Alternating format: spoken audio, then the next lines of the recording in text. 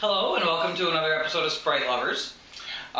This time we are going to discuss two local events that we were very lucky to be a part of because it was a good time to be in Syracuse this weekend. Oh, definitely. We had the Video Games Live concert on Saturday, which was fantastic. And we had the Art of Video Games exhibit, which has been going on for a while. And it's going to continue to do so through January. I believe it's October through January. So yeah, so they... 4 months? Yeah, it's a 4-month exhibit at one of our local museums, the Everson Museum in downtown Syracuse. They have this awesome exhibit going on, so... Yeah, so we're going to talk about that, and yeah, we have a couple little surprises in store, but it's a nice little weekend rendezvous we had, all related to games, so we were pretty happy, and stay tuned and we'll show you some fun stuff.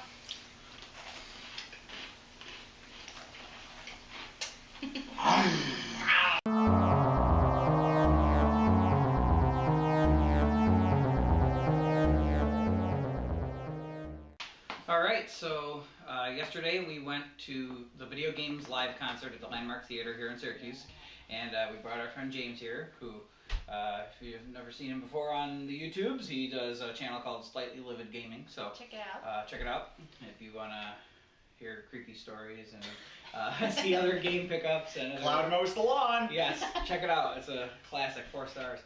But yeah, so we went and we had a group of friends we met up with and everything, and we practically filled a whole... Yeah, we had 90% of a row in the section we were in, so... And I was in a different section entirely. He was down below, so...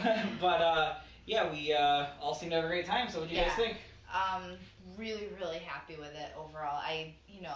There was a couple things I wish they had played, but for the most part, I was very, very happy. And there seemed to be a little bit for everyone, so... I loved it. I absolutely loved it, and where we were sitting was right near the balcony, so we weren't in the lower floor. We were like James. We were higher up, but we had a really good shot of everything, so we were able to see like all the cool lights and what was on the screens and all that good stuff, and see the orchestra and the maestro and the chorus and all that good stuff. So it was an incredible experience. Well, it was Video Games Live. It was freaking awesome. Tommy Tallarico. I actually really just loved it. It's the second concert I've ever been to. The first one was over 10 years ago, actually. Tom Petty and the Heartbreakers, opening act Jackson Brown. I slept through the opening act because everyone around me was high, and I was a 13-year-old who got a contact. Lots of pop. Yeah. I slept through Jackson Brown's solo acoustic. Yeah. You missed it. Yeah. But, he didn't play Chrono Trigger. Yeah. Yeah, I know. Like, this concert definitely, it was in a league of its own, and, let's, talk a little bit about what they played there. Yeah, I actually did kind of jot down throughout the show, because, like I said, there was quite a range of everything. They started off with things like Pong, Donkey Kong, went through Mega Man because the 25th anniversary was recently. Yes. That was very awesome. Really cool. Kingdom Hearts, Sonic, Metal Gear, Journey, music from World of Warcraft, Legend of Zelda, Tetris, Castlevania, Mario, Skyrim. There's a little bit with Guitar Hero, which we'll explain in a little bit. Street Fighter 2, Final Fantasy 7, Halo, and ending with Chrono Trigger and Chrono Cross, and then the very last song, which was Still Alive. Still Alive. And Portal. So very good range of music, kind of touching on classic and newer stuff. Good range, good selection, some good medleys in there. Going into a little more detail too, what's cool is, like she mentioned, the Mega Man one, and it was the 25th anniversary, so that was cool. There was a touchstone of that. And with the Kingdom Hearts one, they did a really cool little...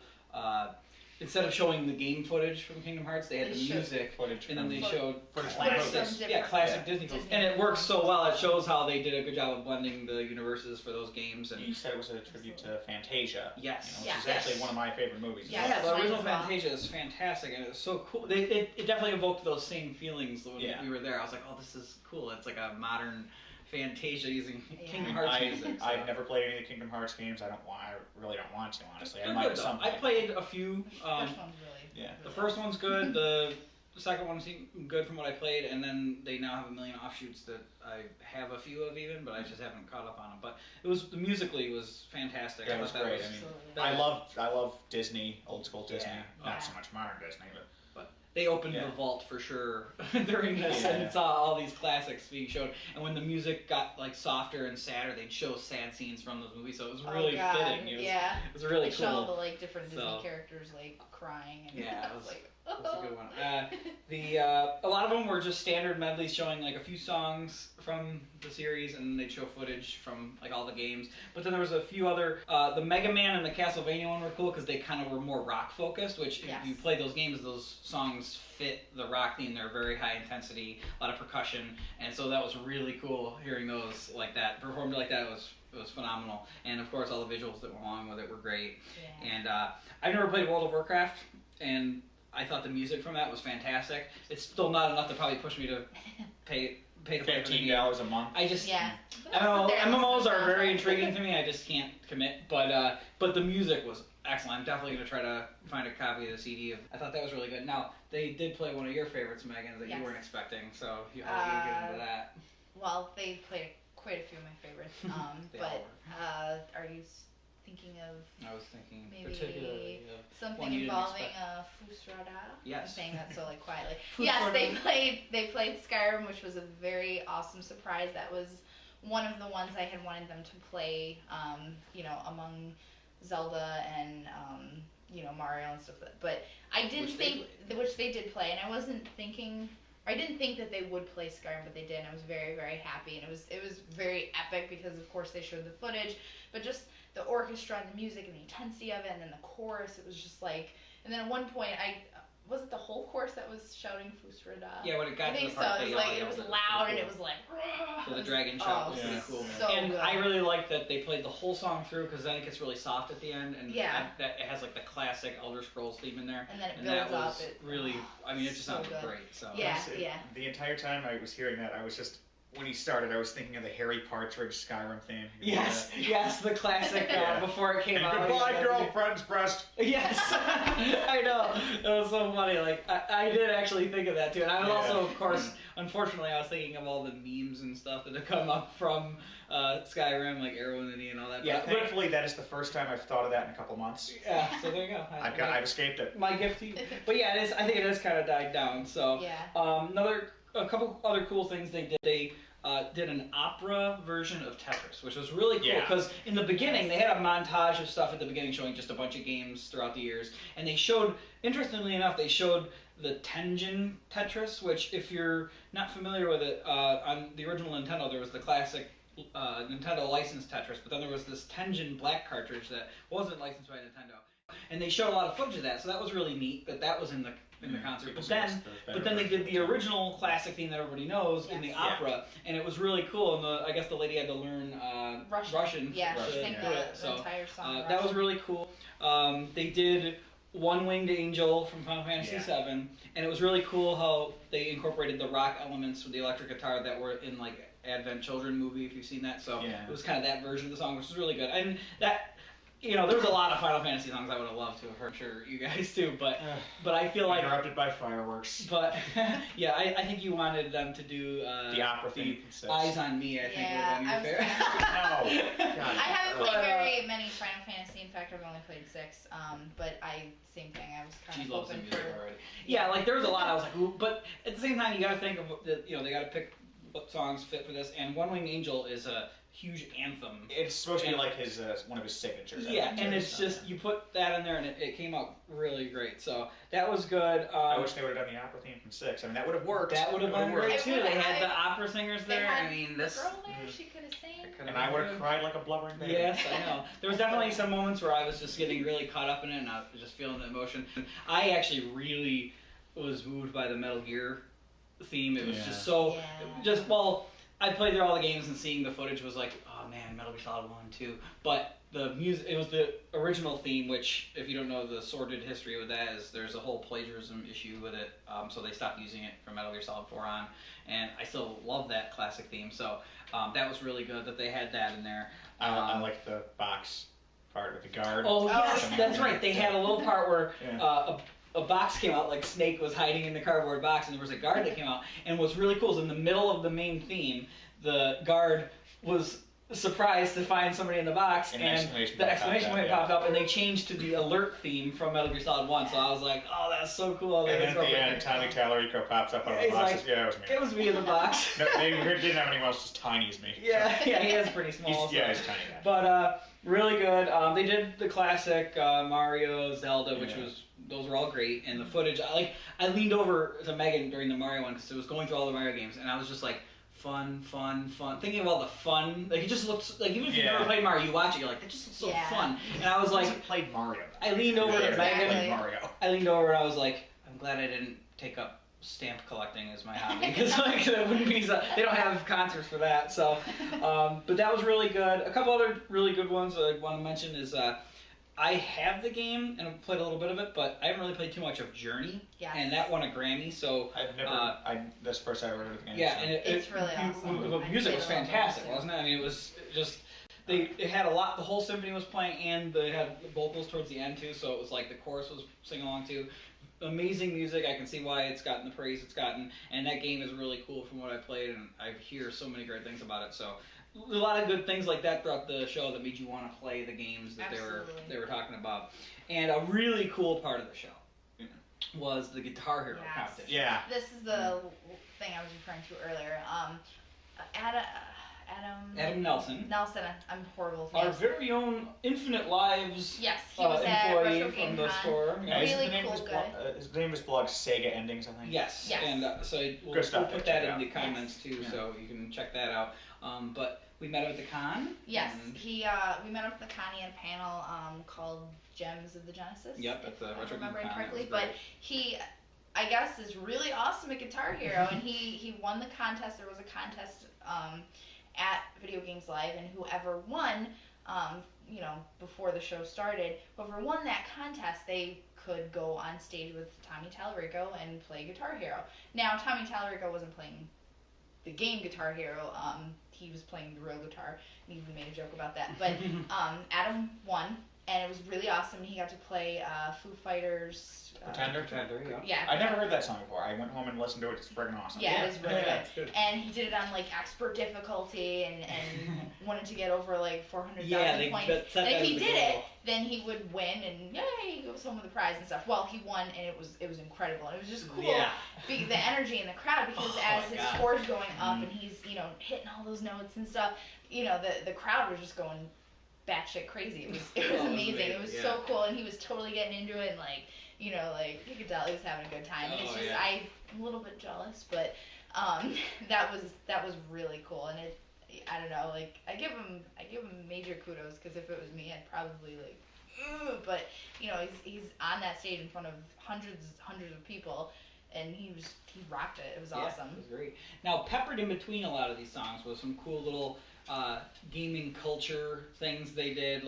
During One Winged Angel, they showed cosplay pictures of different people in Final Fantasy costumes. All of them women. Yes. All of them I was women. just about to add that. But it was cool that it gave them a shout out. At the end, it said cosplay for the win. So it was another part of gaming culture that you kind of can't ignore when you're having an event like this. So they did really kind of encompass everything. Mm-hmm. And then there was funny memes and YouTube video clips and stuff from various game culture things.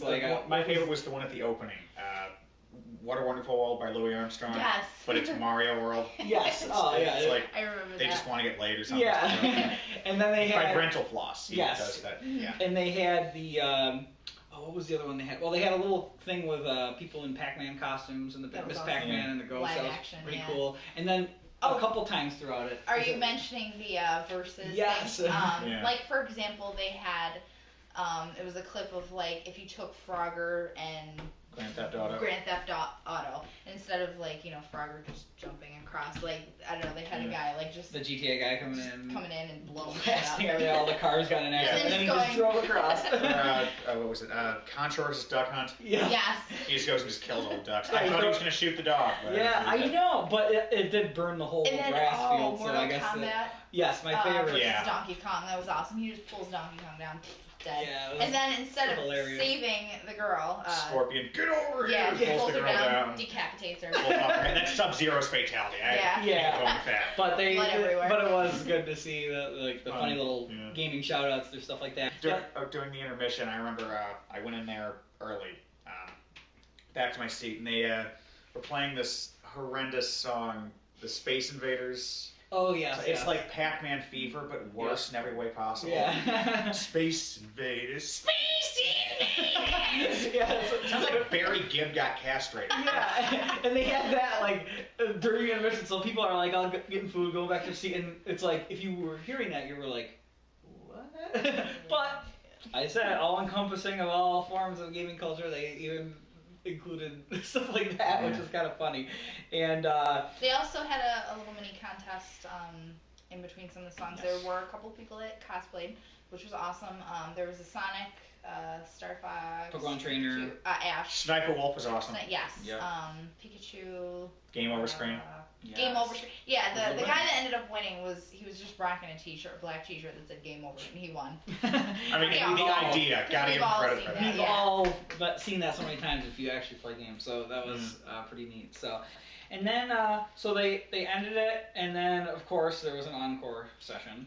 There were like 2 encores. And they did 2 songs, which was great. The first one that they came back with, they said it was their most requested song, and I was really glad that they played it. And that was the Chrono Trigger and Chrono Cross medley. They kind of blended the two. It has like a few themes from each, but not a lot. I haven't played those games, but I will say I'm quite familiar with the soundtrack, and it's just a beautiful, very captivating theme. Yeah.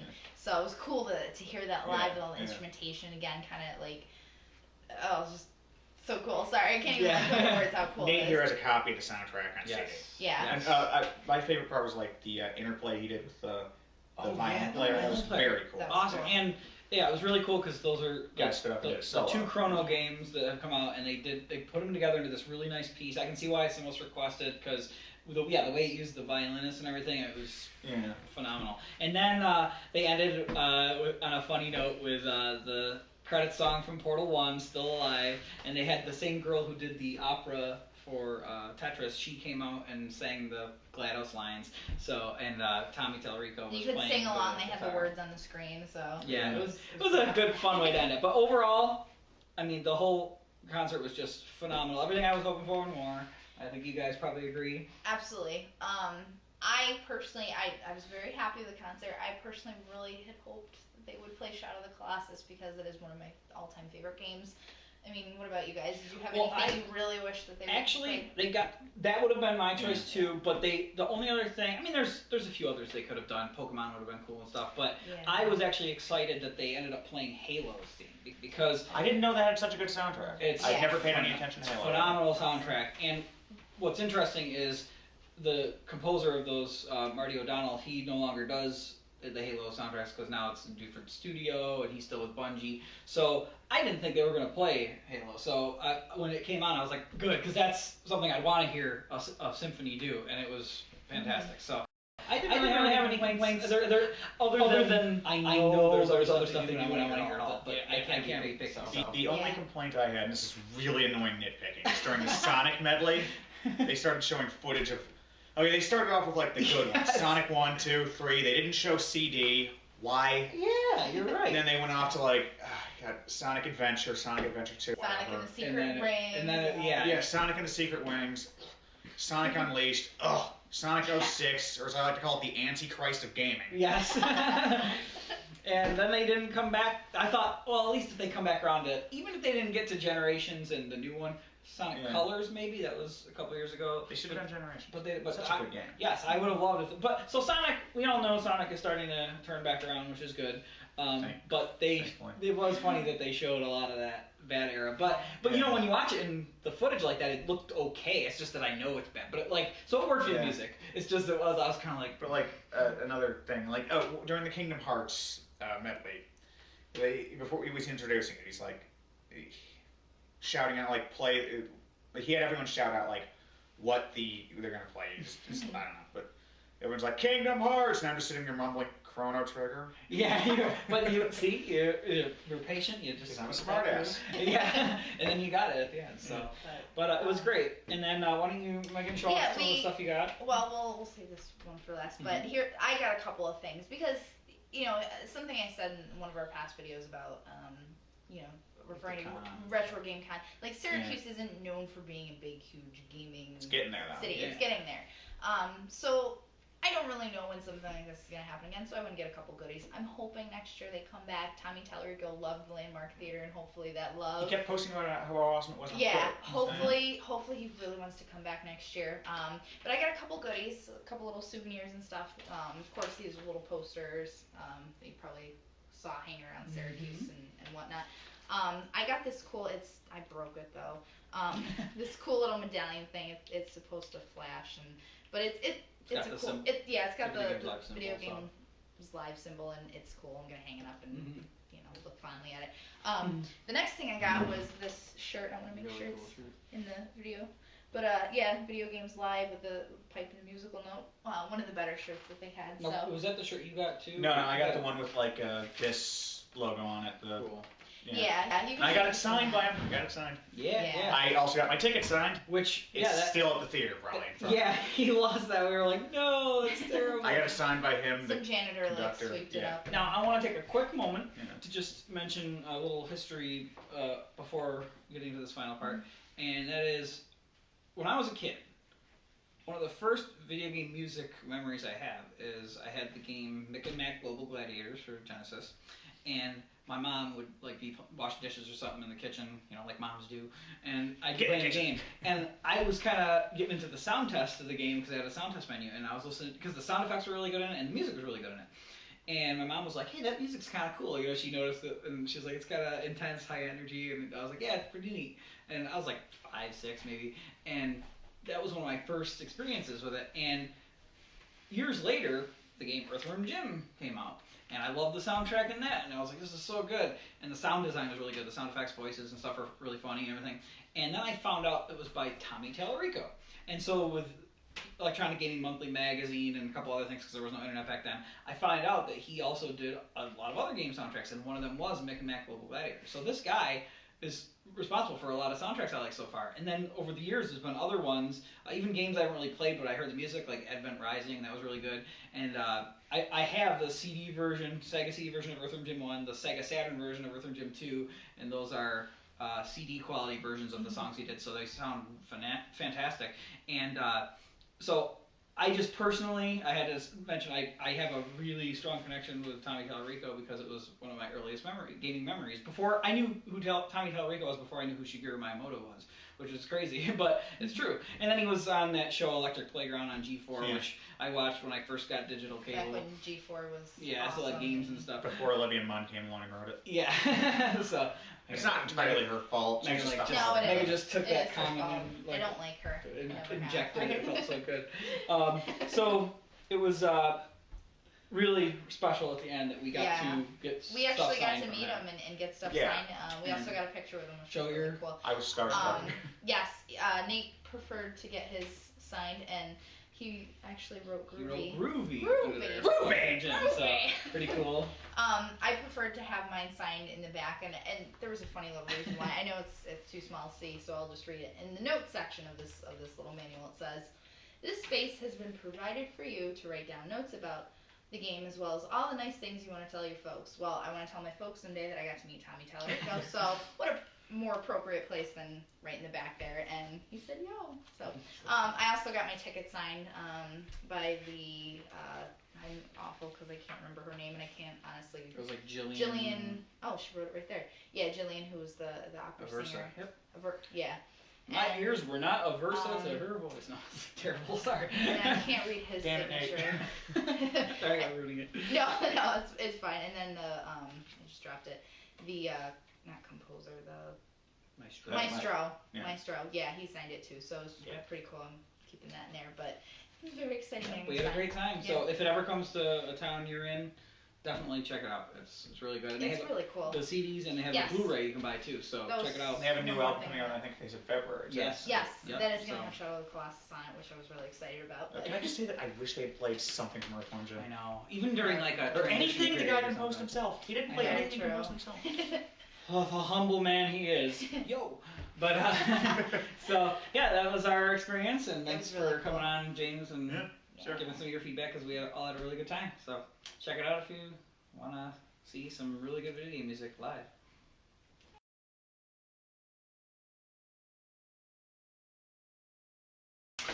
Alright, so we discussed the video games live in detail, and now we want to go over a little bit about the Art of Video Games exhibit. So, Yes. Megan, if you want to start us off. Yes, absolutely. Like I was saying before, it's being held at one of our local museums for about 4 months.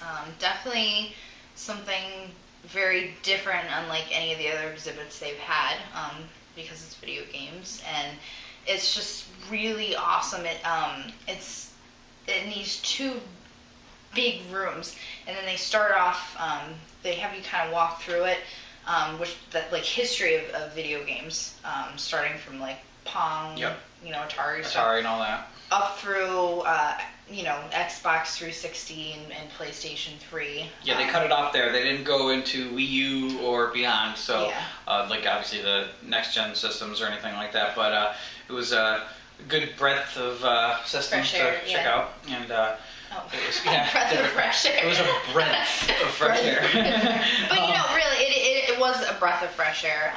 And I say the Everson always has really cool, innovative, awesome installments, and this one, of course, my particular favorite, just because we love video games and the culture surrounding everything to do with video games. So it was a good breath of fresh air, and perfect timing with Retro Game Con that happened in October, and then the concert that happened last night. Yeah, it was a good thing to bring a lot of the same gamers in our community together. So, like Megan said, we walked in and they had the history of the games, like each major system, major home console throughout the years, and they had 4 games with each setup they had. They had the system behind glass, and they were donated by a family.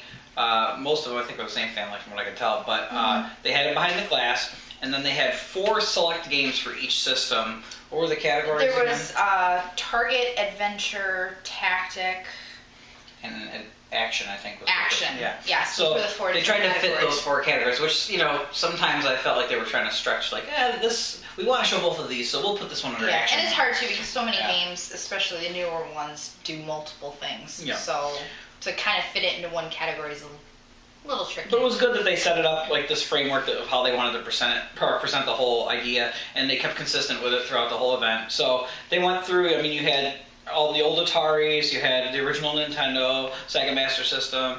I went to the 16-bit generation with Sega Genesis, Super Nintendo. They had mostly the Sony, Sega, Nintendo, and Microsoft systems. They didn't have any like TurboGrafx 16 or obscure systems like that 3DO or anything, which would have been nice to see in there because a lot of people who don't know, and it would have been good because it would have shown with the 4 title limit. A lot of those dead systems had at least 4 good games that would be worth talking about and would have participated well for this exhibit. But I think they did a pretty good job. Yeah, and I agree with what you're saying, but at the same time, I think this exhibit wanted to reach out to so many more audience than just us gamers. So to start hitting them with some of the other systems that they probably didn't hear of, they might. I'm sure Master System is an obscure enough system that a lot of people haven't heard of. So it was pretty good at that. But it was just a great introduction to video games and the world of video games and the art and the concepts behind them, and again, for people who aren't as into video games or question whether or not it's art, this was a great exhibit, and overall I was really happy with it.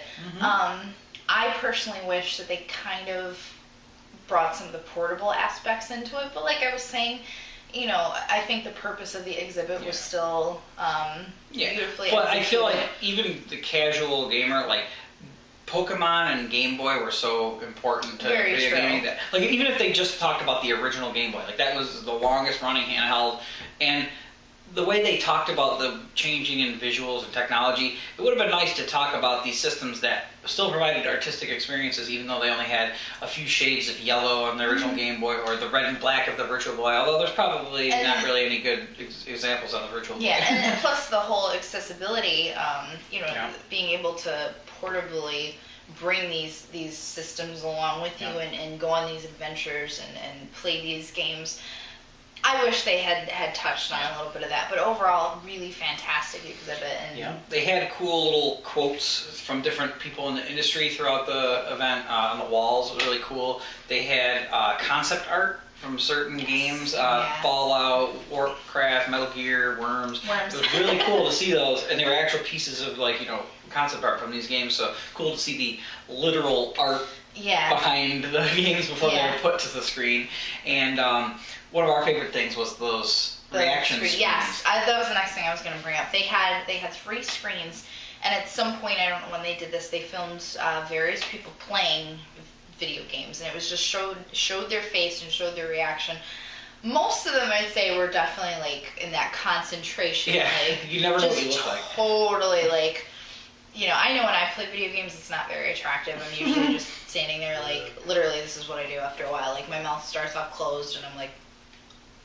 It opens as she plays. Because I don't even think about what my face looks like. I just get so into it. And what's cool is it showed those screens, but it also next to it had a little description about how part of what makes video games as a medium different is that you are a part of it. You have to literally let yourself become a part of it. All about the immersion. The immersion, and it's not like, yes, you still put a little bit of yourself into anything when you're listening to music or viewing art on a wall or something.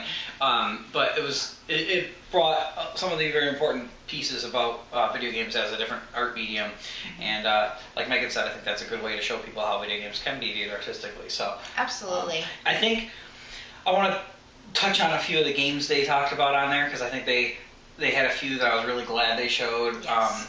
A few little ones I didn't expect to see was they gave a lot of love for the Panzer Dragoon series, which I'm a big fan of. They showed the second game for the Saturn, Panzer Dragoon 2, and they showed Panzer Dragoon Saga, and they mentioned in the description videos how it moved from a rail shooter to an RPG and how the expansive nature of that artistic world was really cool to put that onto the screen. And they showed the one for Xbox during the original Xbox section, so I thought that was cool. Yeah. Any games that you were happy to see?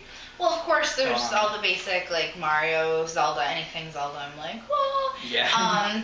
Mass Effect, they showed some love for, which I was really happy about. This was more PC related, but I played on 360. It was Minecraft. That's one of my favorites. The Portal, that was nice. Shadow of the Colossus, I mentioned earlier in the video. Favorite of mine, so I'm very happy. Which, funny thing about Shadow of the Colossus, I was having this conversation earlier with my nephew, and it's the first game that I played that really it hit me as, wow, this is art. And that was now because of that game. I look back on the other games I played, and I can see how they're art as well. But Shadow of the Colossus was my game that I was like, wow, this is art. This says something. This is cool. I mean, what about you? What was that game that kind of? Well, of the games there, I mean, they definitely chose ones that not only me personally, but I know are considered touchstones and as pieces of art throughout history. And obviously, the original Super Mario Brothers was one of those. They had the game Flower for PlayStation 3. Yes. That always comes up in discussions about art and video games. That was another game too. And that I was happy to see. And they had little demo units where you could play Pac-Man, Mario Brothers, the original Super Mario Brothers, Monkey Island, Myst, and Flower. So they had several games you could play, and they were timed, but it was cool to give people some hands-on. There was a little bit of delay on the Mario controller for the jump button, so it kind of ruined. Like, I hope people aren't like, why is Mario so popular because of this? But they probably already played it. So, and I think really the only other odd thing I could say about it is that they had a few selections of their 4 titles that I was like, that's weird they chose this, when there's other games that I feel are more representative of not only the genre they were going for, but also the system. And I feel like, you're missing out on something good. Like I think the ones that stood out the most for me was for N64 under the tactics section, they had Worms Armageddon, which I didn't even realize that came out for that. I knew it was for PC and PlayStation, but and Dreamcast, I think. But they had that, and I don't think that represents the 64, especially when they had games like, they didn't have too many tactical games, but Ogre Battle 64 would have been a good selection for that. Maybe even a game that's like not quite tactical, but like Blast Corps or something like that requires, you know, the strategy of not destroying the bomb and everything. So that was kind of odd. They had Brutal Legend for PS3, which that's a multi-platform title, and when you think, I like Brutal Legend, it's a great game, but when you think about it, you don't think like that's PS3 and represents the art of PS3. So I think it was a case, like I said, kind of reaching people who aren't as familiar with a lot of the games in the selection and variety of games, being able to reach out to them, because I'm sure a lot of people probably heard those more over. Yeah. But yeah, they had Lord of the Rings Battle for Middle-earth 2 for Xbox, which weird selection, but people like Lord of the Rings, they probably could. It's like a bridge. Yeah. Plus, I'm sure too, like you know, the way the exhibit was set up, those 4 categories that we talked about: the adventure, tactics, action, and I already forgot the last one. Shooter? Was that a... No. Target. That was the one. They obviously had set that mold for, okay, each system we have to include a game that fits each of those categories. So that's probably the case too. Is they gotta find something. But overall, so very worth seeing. If it comes to a different town, you know that exhibit's coming. Check it out. But if you're in the Syracuse area, definitely go check it out. I mean, it's $10.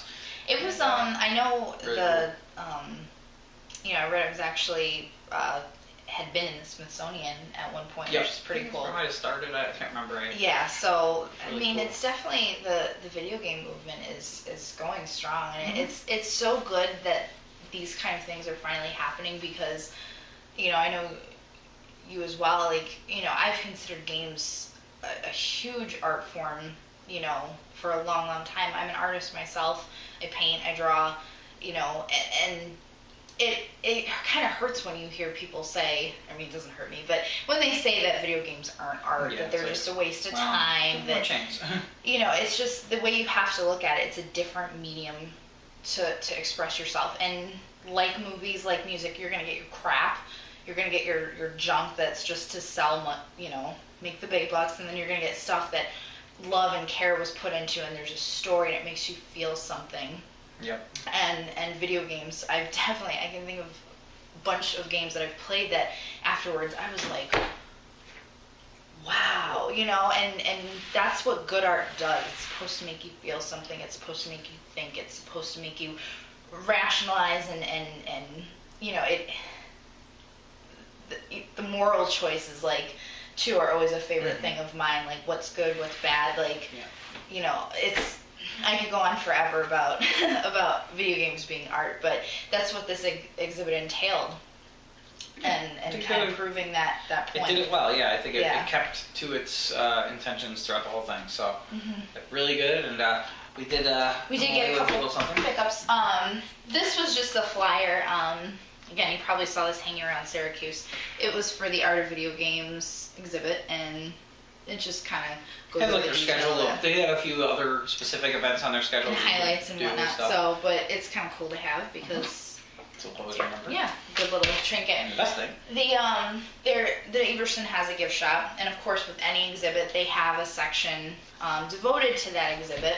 This is our ticket. I have mine kicking around somewhere, so we're gonna hold on to that. It'll be a good little souvenir. But the Art of Video Games. Pick this up. And yeah, it's hardcover, beautifully, you know, put together. Again, it kind of goes through the history. It has the games they selected in there, so it's really cool to show. Yeah, and there's cool too, because there's different interviews with like some different people involved in the movement and video game like programmers and stuff. Yeah, you know, they kind of give their take. Of it, so. They kind of give their take. Not relevant, but very relevant to the concert we saw last night. Yes. But yeah, it just kind of gives their take on the whole experience, and it was definitely worth it to get this. But as you can see, it kind of goes from the more really cool. earliest stuff. It's a nice book, and you can get this online, I think, too. So it's you know, if you don't get to go to the exhibit, pick up the book, and you get to see a lot of the stuff they talk about. So yeah, so very cool, and very happy to have this not only for our collection, but just to have in our library. So. So, well, that was another video of Sprite Lovers. We hope you enjoyed some of the cool local stuff we got to see, and thanks again for watching, and we'll see you next time.